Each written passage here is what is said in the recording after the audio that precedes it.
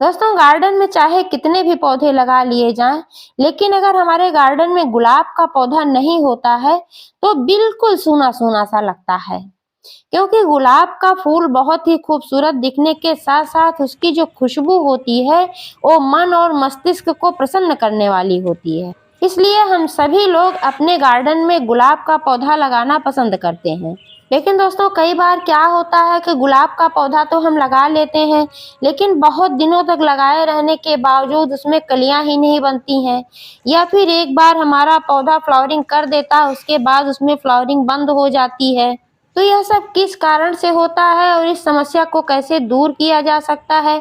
गुलाब के पौधे के लिए कैसी पॉटिंग मिक्स होनी चाहिए, कितना पानी देना चाहिए, कितने धूप में रखना चाहिए, नए पौधे की देखभाल कैसे करनी चाहिए, संपूर्ण जानकारी मिलेगी इस वीडियो में। तो प्लीज़ वीडियो पर अंत तक बने रहें, बिना स्किप किए पूरा देखें। और जानकारी अगर पसंद आए तो लाइक करें, शेयर करें, और चैनल को अभी तक सब्सक्राइब नहीं किया है तो प्लीज़ चैनल को भी सब्सक्राइब करके बेल आइकन को प्रेस कर दें ताकि सारे अपडेट्स आपको मिलते रहें।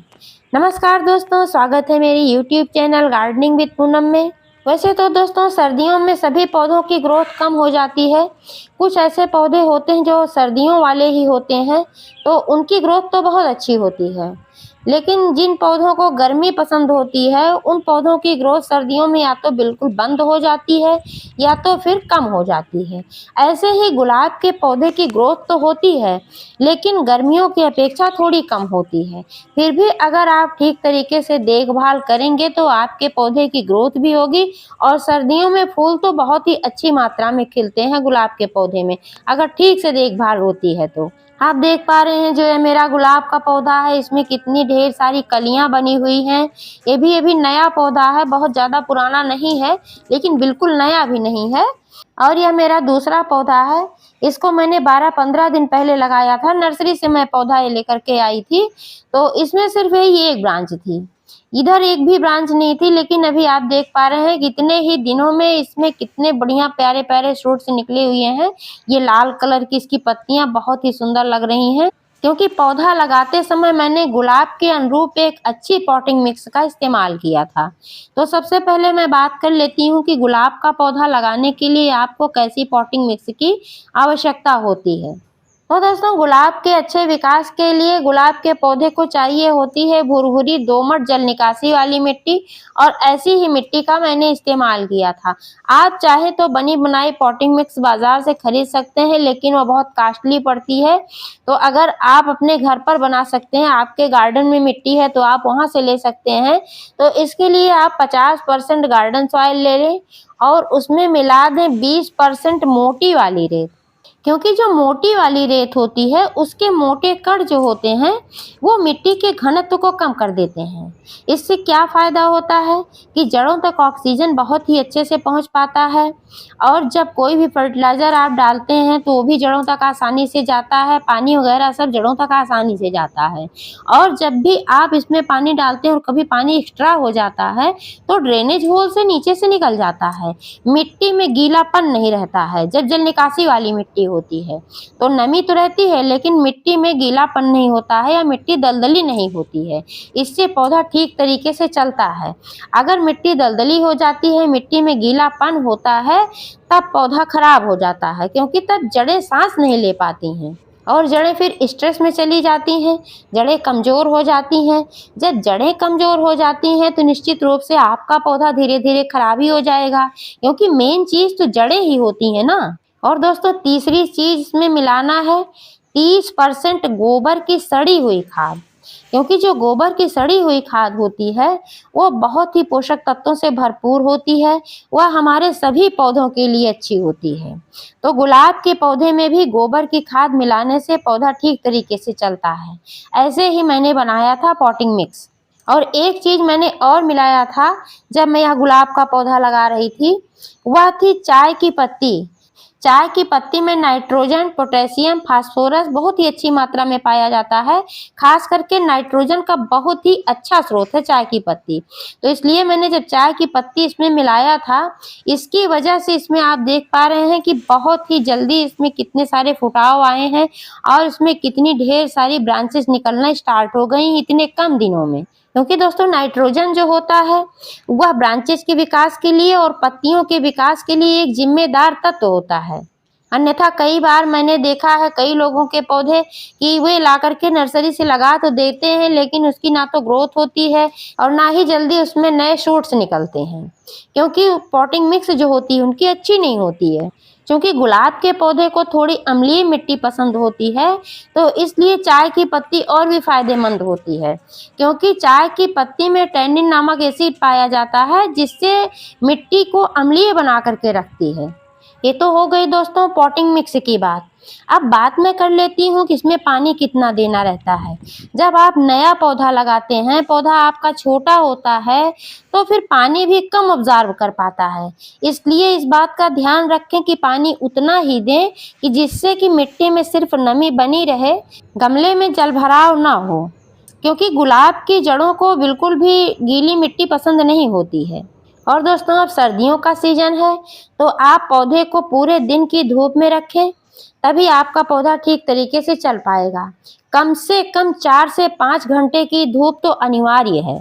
और दोस्तों पानी देते समय इस बात का ध्यान रखें कि पानी हमेशा आप गमले में डालें, यानी कि जड़ों में ही पानी डालें, पत्तियों पर पानी ना डालें, क्योंकि पत्तियों पर पानी डालने से फंगस वगैरह लगने का खतरा बना रहता है।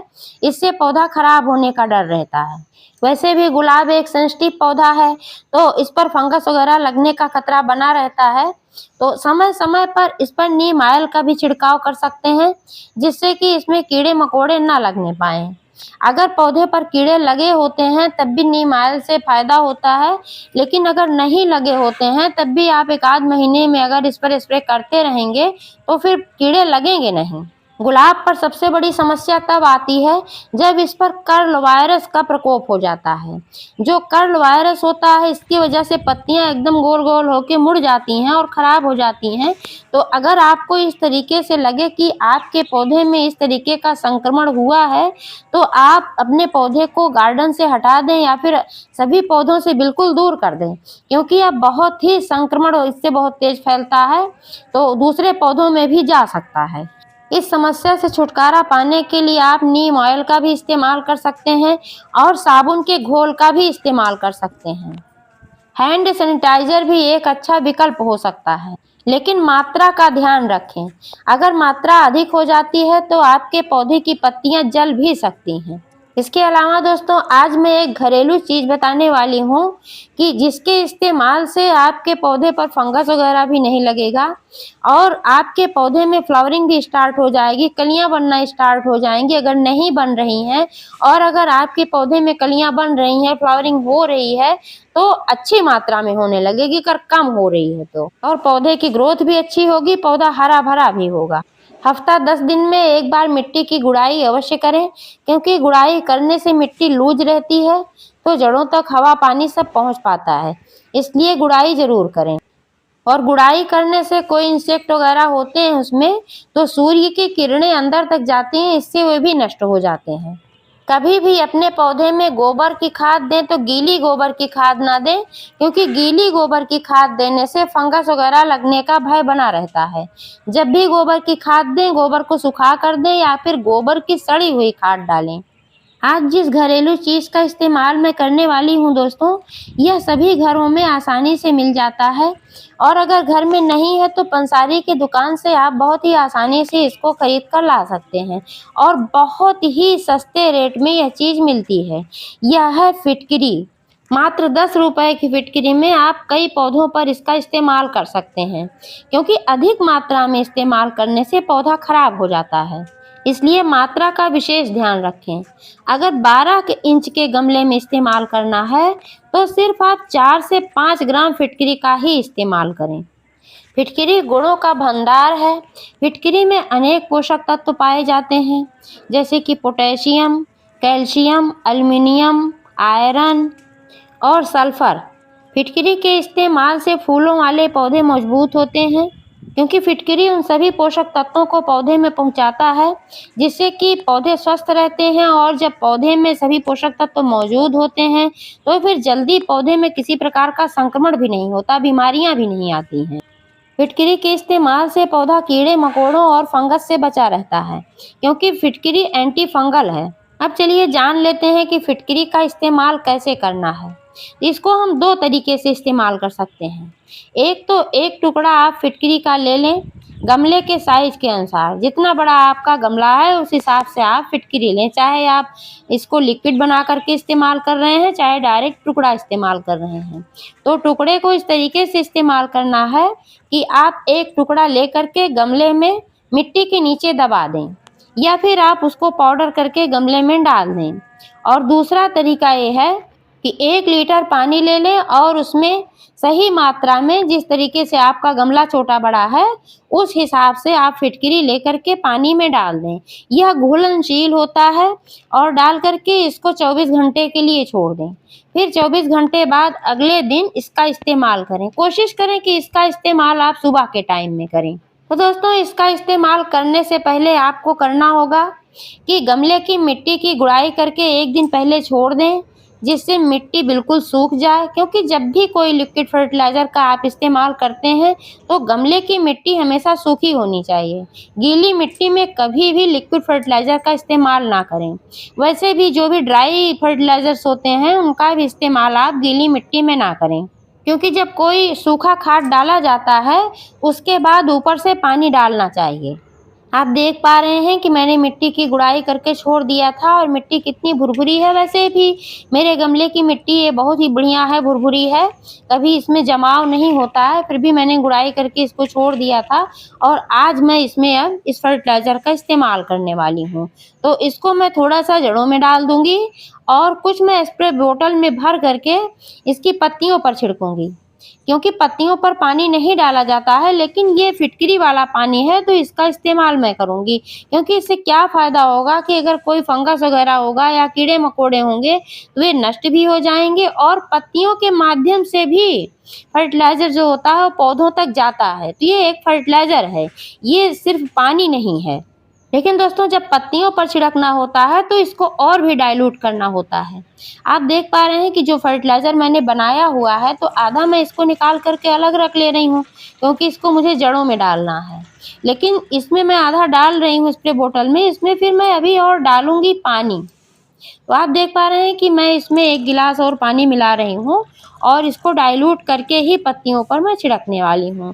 क्योंकि अगर मात्रा अधिक हो जाती है तो पत्तियाँ जल भी सकती हैं, इसलिए पौधा खराब हो जाता है। तो इस बात का विशेष ध्यान रखें फिटकरी का इस्तेमाल करते समय। गुलाब के जिस पौधे में कलियां नहीं बन रही होती हैं, फ्लावरिंग नहीं हो रही होती है, तो फिटकरी के इस्तेमाल से उसमें कलियां भी बनना स्टार्ट हो जाती हैं और पौधे की ग्रोथ अच्छी होती है। तो यह मेरा नया पौधा है, इसमें मैं इसका इस्तेमाल कर रही हूँ जिससे इसकी ग्रोथ अच्छी हो और इसमें फिर जल्द ही कलियां बनना स्टार्ट हो जाएंगी और मैं इसका अपडेट आप लोगों को अवश्य दिखाऊंगी। तो जानकारी कैसी लगी कमेंट करके अवश्य बताइएगा। पूरा वीडियो देखने के लिए बहुत बहुत धन्यवाद।